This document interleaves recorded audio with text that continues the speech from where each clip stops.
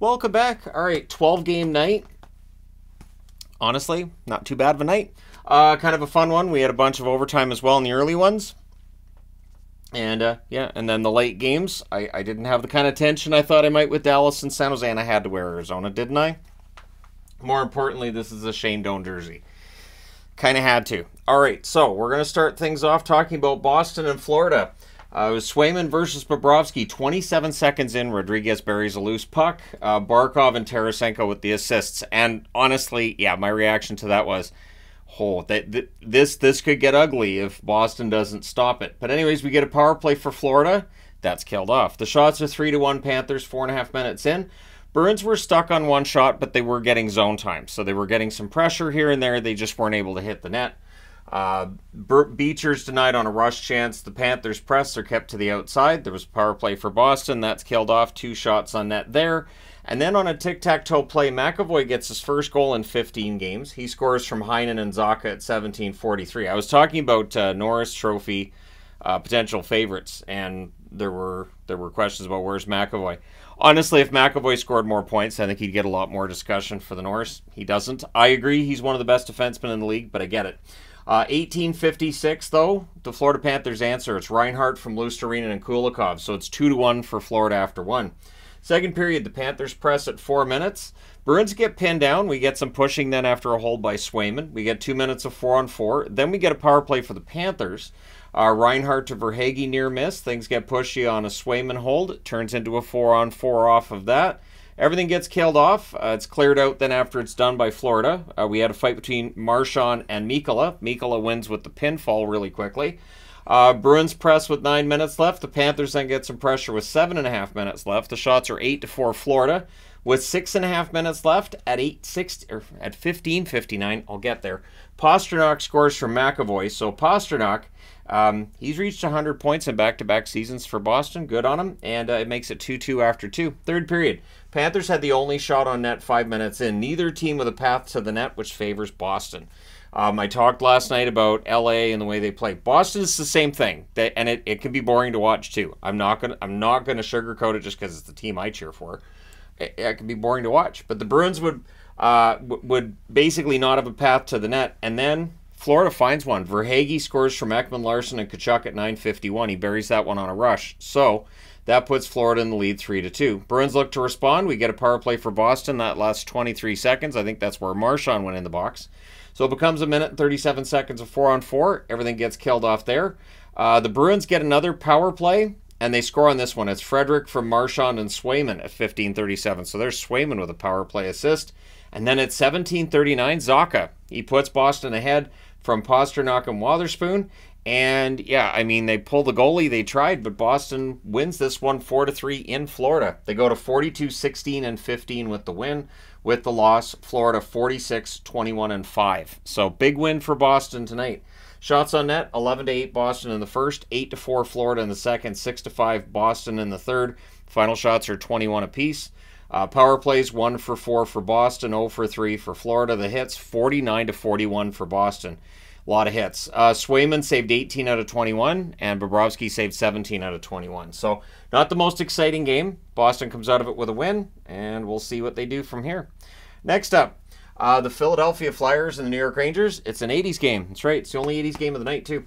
So it's Ersson versus Shesterkin in this one. Early jump for the Philadelphia Flyers. The Flyers press at 2.5 minutes, but the shots are 3-2 Rangers 3.5 minutes in. Rangers press at 5 minutes. Brinks denied and close. That brings out the Igor chance. The Flyers press with 9.5 minutes left. In fact, with 6.5 minutes left, the shots are 11-7 in favor of the Flyers.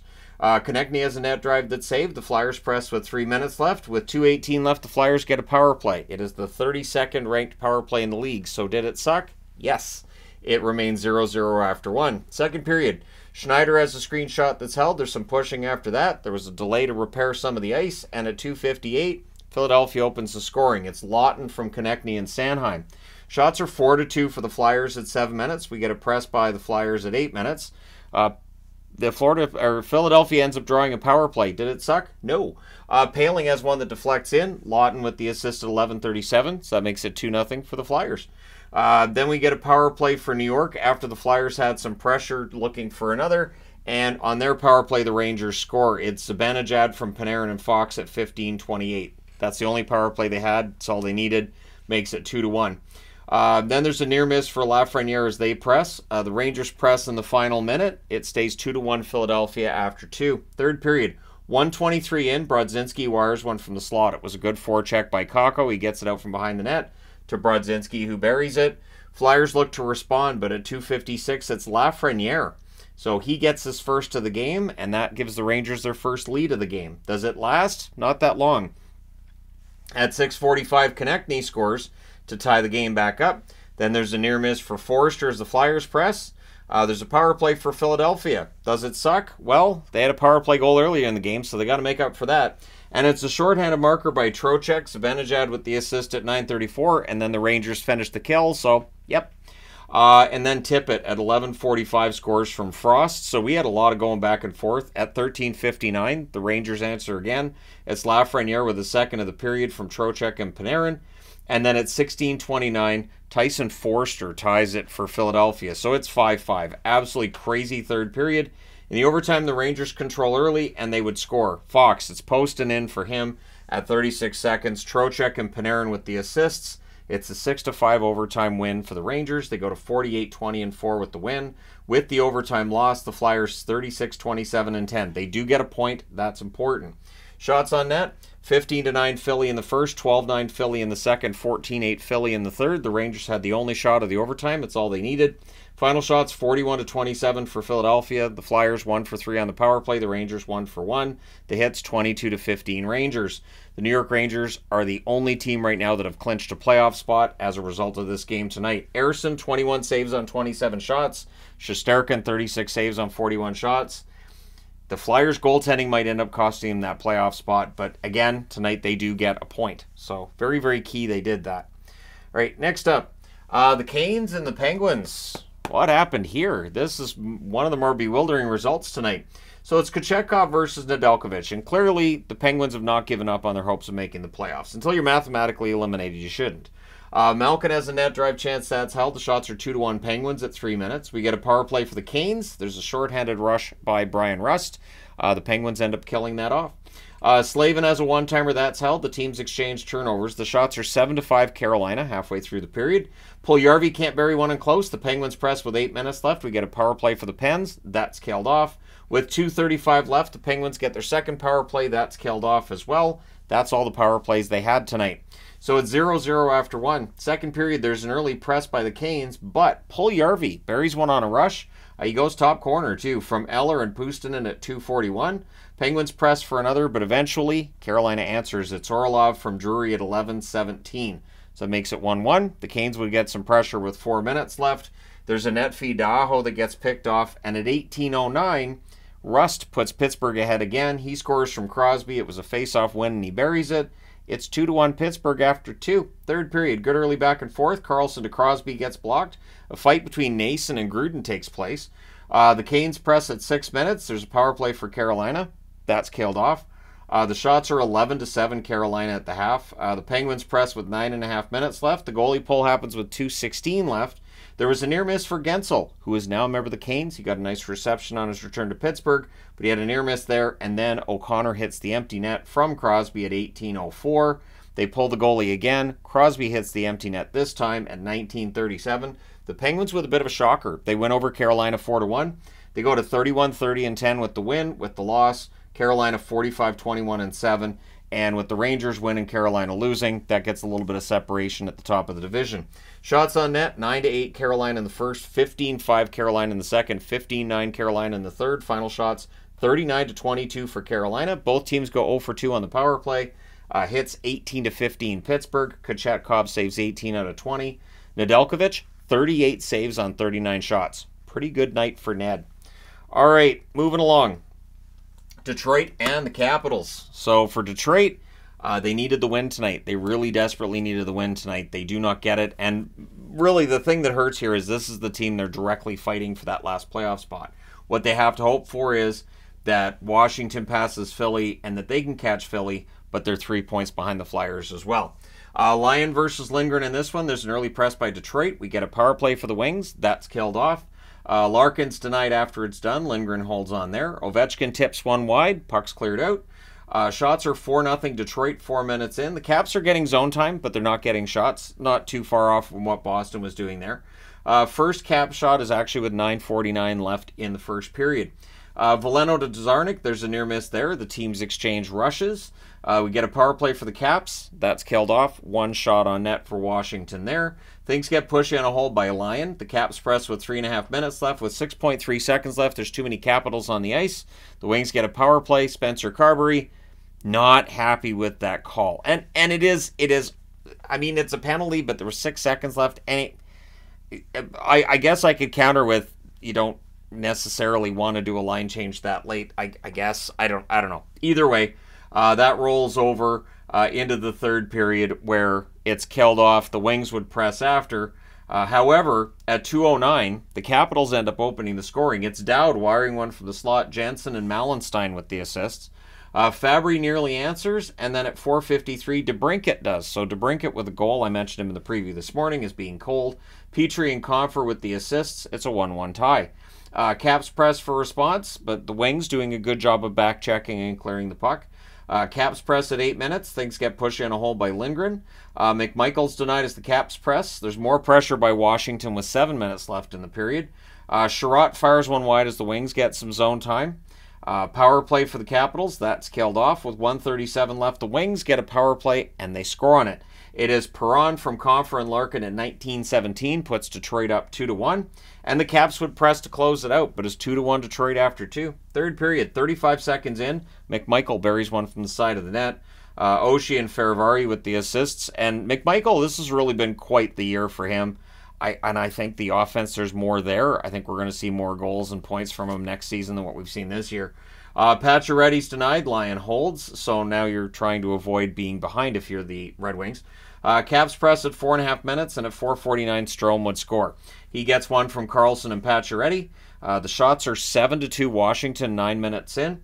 Larkin has a shot that's blocked as the Wings press, and at 14:40, Patrick Kane with a one-timer from the slot. He ties the game up.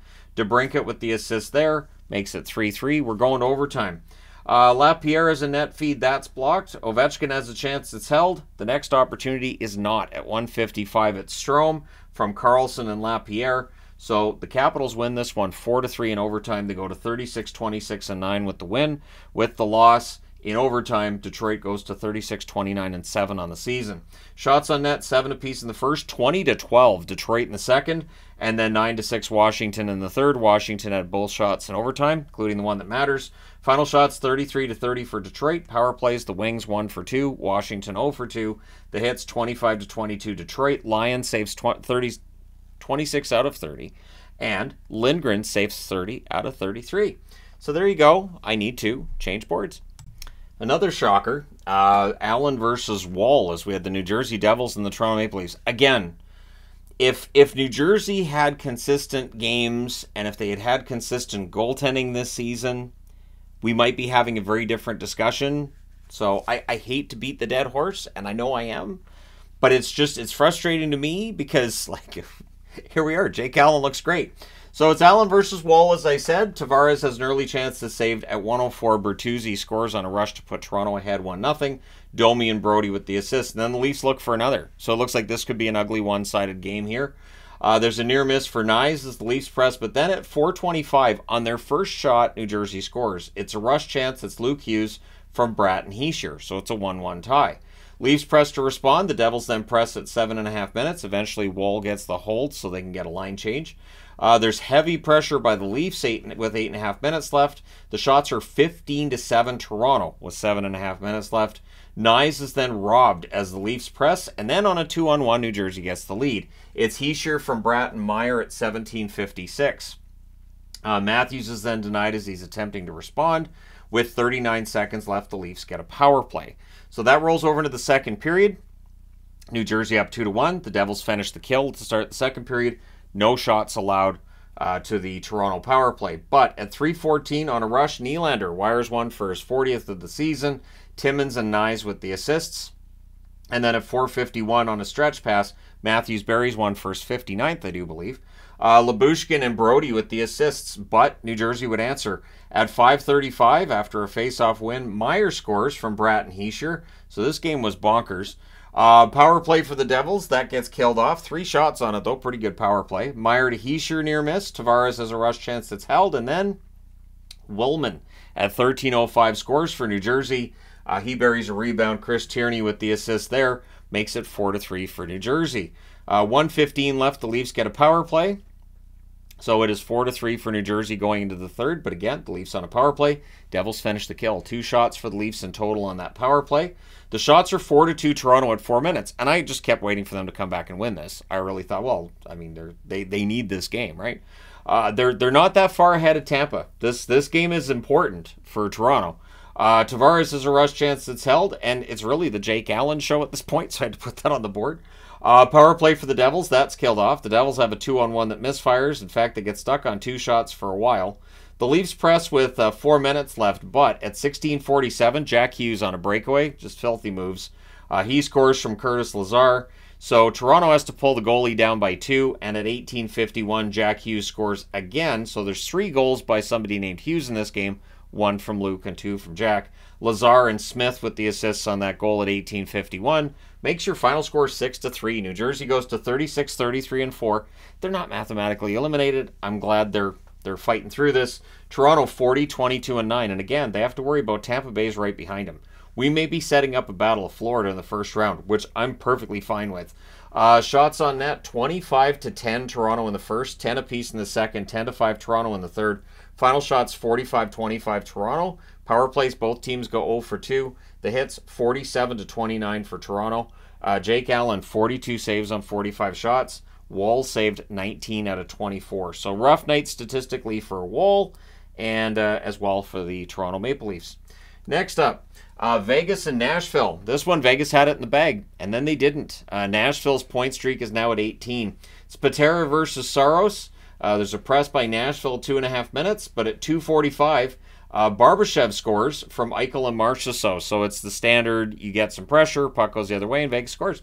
Shots are 4 apiece at 4 minutes. At 5:08, Howden scores to make it 2-0 from Mantha and Carlson. So for Vegas, they're up 2-0, and then they press again at 7 minutes. Jankowski's denied on a net drive.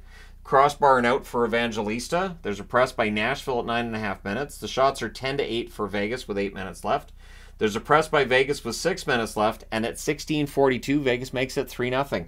It's Theodore from Cotter and Stevenson. So it's 3-0 Vegas after 1. Rough start if you're Nashville, and yet, honestly, they didn't have a bad period of hockey. They just didn't get the saves they needed, and Vegas took advantage of their chances. So second period, we get a power play for Nashville. That becomes 11 seconds of 4-on-4. Everything gets killed off there. Vegas presses at 7 minutes, but the shots are 6-3 Nashville 8 minutes in. There's a press by Nashville at the half. Eventually, Nashville gets on the board at 14:33. It's Jankowski, who had opportunities before that from Evangelista and Novak. However, in the final minute of the period, Carlson buries one in close. Hanifin and Mantha with the assists at 19:03. So it's 4-1 for the Vegas Golden Knights after 2. Third period, Yossi prevents a Colasar goal early. We had no idea how important that was going to be because Nashville's down by 3. Things get pushy and punchy, and that gives Vegas a power play. That's killed off. 1 shot. Nashville clears it out after. The shots are 3-0 for Vegas at 5.5 minutes. At 5:52, O'Reilly buries one in close. Nyquist with the assist. So now it's 4-2. Preds look for another. In fact, they had chances, but then we get a press by Vegas at 9 minutes. Amadio tips one wide. There's more pressure for them. The Preds score, but there's an offside challenge. It counts. They should not have challenged that goal. So Forsberg gets his 40th from Zucker and Jankowski at 12:17. So now Nashville's on the power play, and they score on it. It is Nyquist from O'Reilly at 12:57. And then Nashville looks for the lead. But we end up going to overtime, tied at 4. So challenging that led to that power play goal, and Vegas allowed Nashville to get that 18-game point streak. Vegas controls early, but the puck gets turned over, and Yossi would score from O'Reilly and Forsberg at 40 seconds. Nashville wins 5-4. They were down 4-1 going into the third. They go to 43, 25, and 4 With the loss, Vegas goes to 39, 25, and 8. So an overtime loss makes their third column go to 8 from 7. Shots on net, 14-11 Vegas in the first, 15-8 Nashville in the second, 13-8 for Vegas in the third. And the only shot in the overtime was for Nashville. It's all they needed. Final shots, both teams had 35. Power plays 0 for 2 for Vegas, 1 for 2 for Nashville. The hits, 47-17 for Nashville. Patera saved 30 out of 35. Saros saved 31 out of 35. All right, next up, the Oilers and the Jets. So it's Skinner versus Hellebuck in this one. The shots are 3-1 Winnipeg at 3 minutes. We get a power play for the Jets. That's killed off. Skinner at this point is keeping this game scoreless, playing quite well to start things out. We had a fight between Perry and Stanley. Good tilt there. The Oilers press are kept to the outside. Perfetti has a net feed that's picked off. Nurse has a rush chance that's held. Jets get some pressure to close it out, but it's 0-0 after 1. Second period, the Oilers press at 3 minutes. But the Jets would open the scoring. Appleton from Lowry and Connor at 4:43. The shots are 3-2 for Winnipeg, 7 minutes in. Hyman has a wraparound, that's held. The Oilers press with 9.5 minutes left, and at 11:46 on a net drive, Draisaitl scores. Fogle and McDavid with the assist, so McDavid getting closer to that 100 assist mark. The Oilers then look for the lead, and they get it. It is Brown from Ekholm and Ceci at 13:29. I'm very glad Connor Brown's finally getting goals. That's 3 goals. I think it's in 6 games for him now after going scoreless before that for the whole season. Jets look to respond. They go on a power play, and it's 4 minutes. And I feel like this was the turning point of the game. They have a 4-minute power play. The Oilers kill it off. 59.6 seconds left. The Oilers then get a power play. So that's going over into the third period where the Oilers are already leading 2-1. The Jets finish the kill. No shots for the Oilers on their power play. The Oilers go back to the power play. It lasts 16 seconds. Becomes a 4-on-4. Pionk has a tip shot. That's saved. McDavid to Draisaitl gets blocked. Everything gets killed off. The Oilers clear it out after it's done. Teams trade turnovers. The fans call when the referee doesn't. And then the Oilers go back to the power play. And now they get the 4-minute power play. And during the first 2 minutes, Ryan Nugent-Hopkins scores from McDavid at 6 minutes and 10 seconds to make it 3-1 in favor of the Oilers. However, the Jets do kill off the other 2 minutes, and then at 9:39, Dillon scores from Scheifele and Pionk, so that gets them within a goal, and then Monahan scores from Ehlers and Pionk exactly a minute later at 10 minutes and 39 seconds to tie the game at 3. Lowry then nearly gives the Jets the lead on the next shift. The Oilers press with 7 minutes left. With 2:06 left, there's a power play for the Jets. Connor McDavid was beside himself, and there's a reason. Because DeMello high-sticked his own player, and the Oilers had to put a player in the penalty box for something they didn't do. That was killed off. Usually when a team's that angry, they usually kill off that penalty. So you go to overtime, the Jets controlled early. Lowry has a shot that's saved. The Oilers take over, and at 1:22, Hyman buries his own rebound for his 51st of the season. Nugent-Hopkins with the assist. The Oilers win in Winnipeg in overtime 4-3. They go to 43, 23, and 4. They needed this. The Jets 44, 22, and 6. So they get 1 point instead of 2. The good news is not both teams that they're chasing won tonight. Shots on net 13-10 Winnipeg in the first, 18-4 Edmonton in the second, 12-7 Edmonton in the third, and 2-1 Edmonton in the overtime, including the shot that matters. Final shots 42-25 for the Oilers. Power plays 1-for-4 for Edmonton, 0-for-5 for Winnipeg. Hits 38-28 for Edmonton. Skinner saved 22 out of 25. Hellebuck saved 38 out of 42. So, entertaining game? Absolutely. All right, next up, Calgary and Chicago. So, this is a mess, isn't it? Calgary's now 3-8 in their last 11 games, but bless those Calgary announcers. They love those Flames. They really do. So it's Markstrom versus Mrazek. We get a power play for Chicago. That becomes 57 seconds of 5-on-3. They don't score during the 5-on-3, but they do score on the 5-on-4. It's Seth Jones from Kurashev and Bedard at 3:35. So Bedard gets on the board. And so the shots 5.5 minutes in are 7-1 for Chicago. Not all that odd considering they had those 2 overlapping power plays. Kurashev has a net feed that's picked off. The Hawks press with 7 minutes left at 15-15 on a 2-on-1. Dickinson buries one. Anderson and Slaggert with the assist. So for Slaggert, that's his first NHL point. Makes it 2-0 for Chicago. And I'm glad Landon Slaggert gets on the board because he's been really noticeable in Chicago games since being called up. So second period, the shots are 3-1 Calgary at 5 minutes. They just don't have a goal. We get a power play for Calgary. That's killed off. They then get another. Huberdeau has a pretty good opportunity. That's held. That one's killed off as well. Weegar bails out Markstrom. Markstrom turns over the puck. He comes out to play it. Yeah, I remember that in Vancouver too. So Weegar bails him out there. Otherwise, it would have been 3-0. The Hawks press with 1.5 minutes left. Kadri has a 3-on-2 chance. That's blocked. Sligert's denied his first NHL goal. He almost had it. It is still 2-0 Chicago after 2. Third period, Flames press at 3 minutes. Near miss for Huberdeau. Puck goes the other way. Hawks get some pressure, and they score. Dickinson with his second of the game from Anderson and Sligert at 4:15. I thought it was funny today seeing, like, I think it was Thomas Drance that found out, hey, Dickinson's having a good season. He is. He's actually had a really good year in Chicago. Flames look to respond. The Hawks score. They review it, though, to say, no, they didn't score. Pressed by the Hawks at 8 minutes. The shots are 9-5 for the Flames at the half. Eventually, Calgary breaks the shutout. Weegar puts one past a screen on a turnover by Connor Zary. Zary, nice play there to pick it up. And at 12:25, Calgary's on the board. Flames press for another. Shillington has a rush chance. That's held with 2:18 left. The Flames call a timeout with the goalie pulled. But the Hawks defend pretty well there, and they do hang on. Your final score is 3-1 for Chicago. They go to 21-46-5 with the win. Calgary 33-33-5. They came into today 14 points back of a playoff spot. It's kind of done. Shots on net, 15-5 Chicago in the first, 14-4 Calgary in the second, 20-8 Calgary in the third. Final shots, 39-27 for the Flames. Power plays, Calgary 0 for 2, Chicago 1 for 2.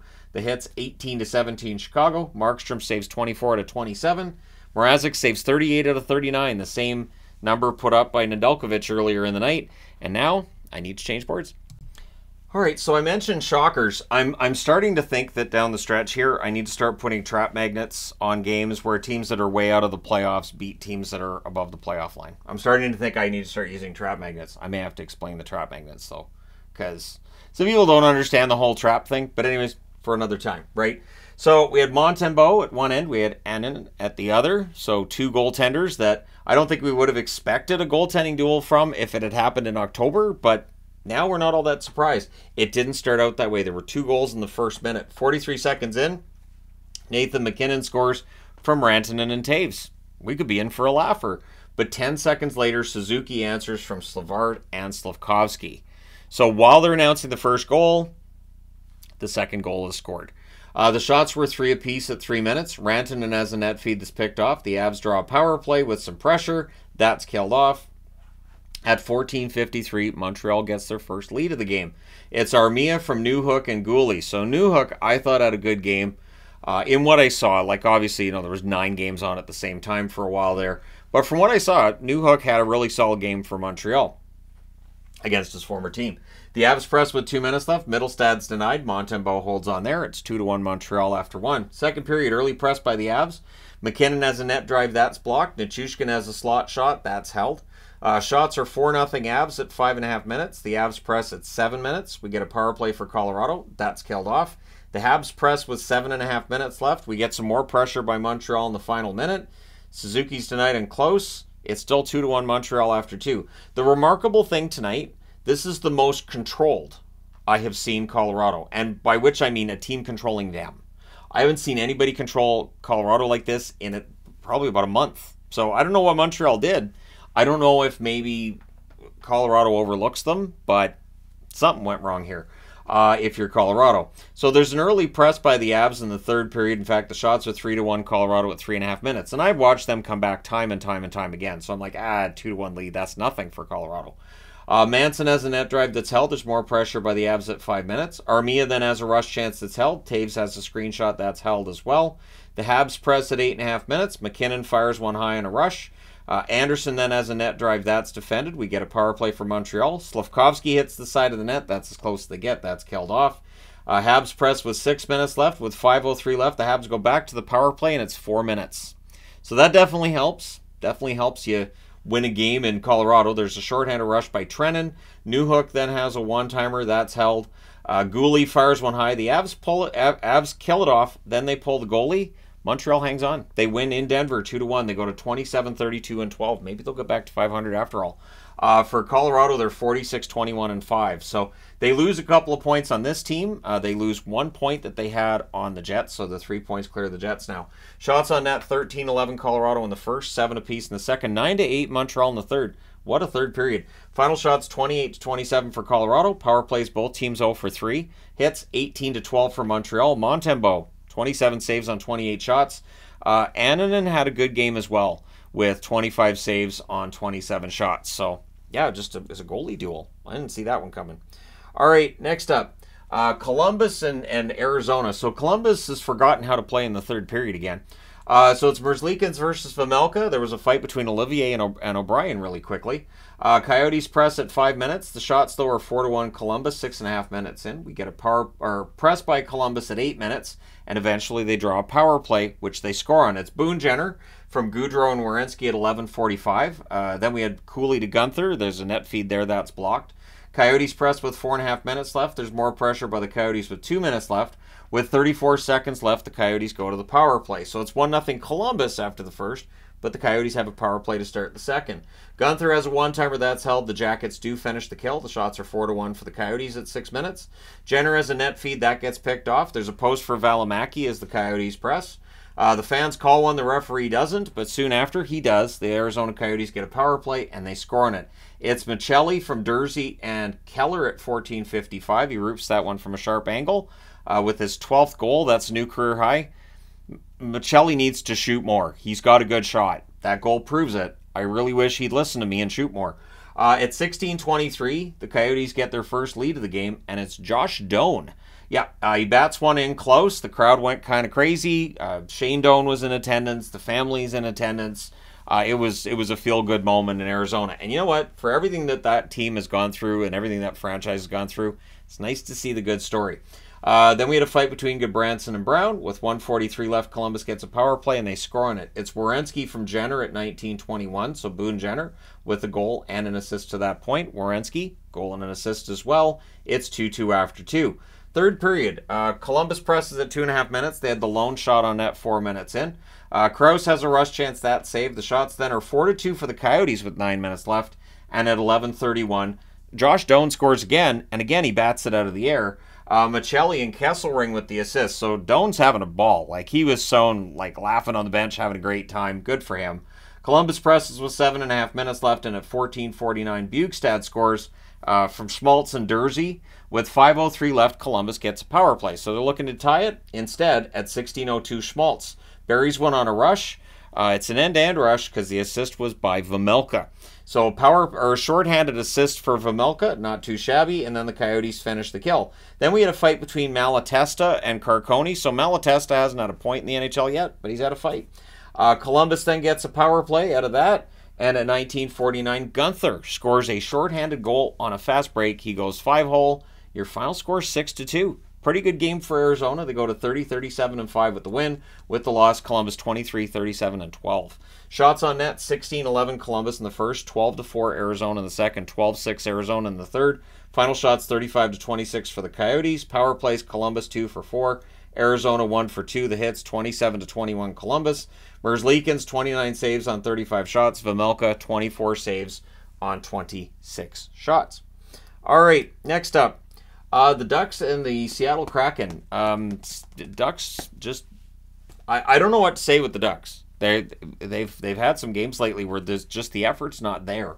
So it's Gibson versus Decord. Eberle has a shot that's blocked. Burakovsky's denied as the Kraken press. The shots are 6-1 for Seattle, 7.5 minutes in. And at 7:50, Tolvanen buries one in close to make it 1-0. Beniers and Alexiak with the assists. Kraken press with 6 minutes left with 3:46 left. Seattle goes to the power play, and they score on it. It's Eberle with his 299th career goal from McCann and Schultz at 16:51. So it's 2-0 Seattle after 1, and Anaheim only had 4 shots in the period. So second period, Kraken press at 2 minutes. We get a power play for Seattle, and they score on it. It's Bjorkstrand from Tolvanen and Beniers at 5:08. The Kraken then go back to the power play. Well, that one does get killed off.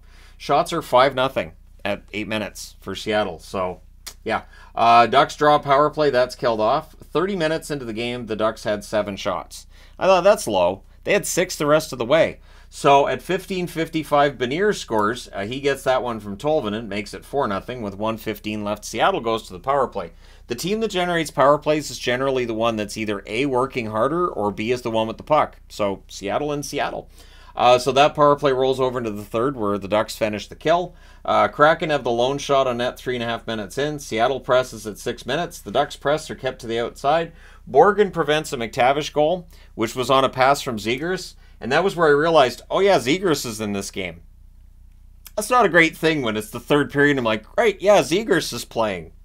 Yeah. So Kraken pressed with 3 minutes left. The Ducks just flat. This was a flat performance from the Ducks, really. 1:22 left. The Kraken finish the game on the power play. So they win this one 4-0. They go to 29, 29, and 13. For the Ducks, 24, 44, and 4. If they show that kind of effort against Vancouver on Sunday, because I'm going to the game on Sunday between the Ducks and the Canucks, that could get ugly. Shots on net, 13-4 for Seattle in the first, 14-5 Seattle in the second, 9-4 Seattle in the third. Final shots, 36-13 for the Kraken, and this breaks their 8-game losing streak. So, 9-game winning streak, done. 8-game losing streak, done. I don't have to make videos on them. So power plays 0 for 1 for Anaheim, 2 for 5 for Seattle. Hits 22-20 for Seattle. Yeah, I called Gary Bettman today and I said I really don't want to have to do more streak videos. And he's like, it's fine. It's fine. I'll talk to the refs. So Gibson saves 32 out of 36. And Joey Decord, one of the easier nights he's going to get, saves all 13. Gets himself the shutout. All right, last game of the night. Dallas and San Jose. Yes, you know what's weird? So I actually was really proud tonight that Dallas got this done in regulation, and they looked good. They had moments where I got concerned, but generally, they looked pretty good tonight. So it's Wedgwood versus Blackwood, so wood versus wood. Stars press at 2 minutes. The shots are 3 apiece at 3.5 minutes. Crossbar for Hintz on a rush. He's not allowed to get goals anymore, apparently. Power play for Dallas. There's a shorthanded 3-on-2 that gets broken up. That power play is killed off. Sharks then get a power play, and that leads to a shorthanded goal by Wyatt Johnston. He goes glove side on a fast break. Jamie Benn, who's been red hot lately, he gets that assist at 12:06. It's 1-0 Dallas. And then the Stars finish the kill. Not long after, at 16:28, Marchment gets his 20th of the season. He goes posting in on a rush, and Steele with the assist there. So it's 2-0 in favor of the Dallas Stars after one. Second period, on their first shot, Robertson scores. 14 seconds in, it's 3-0 Dallas. However, San Jose didn't let them run away with this. 54 seconds on their first shot, Barabanov, who's had a rough season, he gets a goal here. Eklund and Ruda with the assist. We then get a power play for the Sharks not long after that. And at 2 minutes, Eklund scores 7 seconds into the power play from Bordelot and Granlund. Sharks then look to tie it. San Jose has a 3-on-2 that nearly connects and would have tied it. We then had a fight between Delandry and Cunnin. At 8:03, Dallas, they get another goal. It's Ben from Johnston and Lundqvist. So Ben's goal-scoring streak, he tips that one in out of the air, too. I think his goal-scoring streak's at 5 and his point streak's at 7. And then at 8:58, so this is where San Jose answers, Costin scores from Granlund. So they couldn't really get a lot of distance between themselves and the Sharks, but at 10:13, Johnston goes backhand on a rush. Wyatt Johnston, that kid, I tell you, Dallas, if they can get the consistency in the playoffs, this could be a big year for Dallas. I don't want to say it. Ben and Pavelski with the assists. So Jamie Benn with three points through the first 2 periods. It's 5-3. We then get a power play for Dallas. That's killed off. It's 5-3 going to the third. Stankoven's denied on a rush. Foxa has a rush chance. That's saved as well. We get a power play for the Sharks. That's killed off. Shots are 5-0 for Dallas at 6 minutes. I was kind of proud writing that down. I'm like, hey, finally, Dallas against San Jose. Coming into tonight, this is their third game against San Jose. This is the first time they've had a lead. They won in overtime. They won in a shootout. They did not have a lead in either of those games. So power play for Dallas. That's killed off. The Stars press at 9.5 minutes. They would go back to the power play, and they score on it. At 11:45, Robertson wires one high glove. Heiskanen and Hintz with the assists. It's 6-3. That would be your final. Dallas goes to 45-19-9. They go to 99 points. So with this win, they are now 2 points ahead of the Colorado Avalanche. With the loss, San Jose 16-47-8. Shots on net, 12-8 Dallas in the first, 15-9 Dallas in the second, 14-5 Dallas in the third. That's how you shut down a third period. Final shots 41-22 for Dallas. I'm sorry, I'm just mildly excited. Dallas finally played against San Jose like I know they can. Power plays 1 for 4 for Dallas, 1 for 3 for San Jose. The hits 15-5 for San Jose. Wedgwood saved 19 out of 22. I thought he was better than that save percentage would show. And Blackwood was good, but Dallas was sniping tonight. 35 saves and 41 shots for Blackwood. So there you go. Let me know your thoughts in the comments section below as always. Don't forget to hit like and subscribe in the event you've not done so already. Thank you guys so much for all your support. I will talk to you again soon.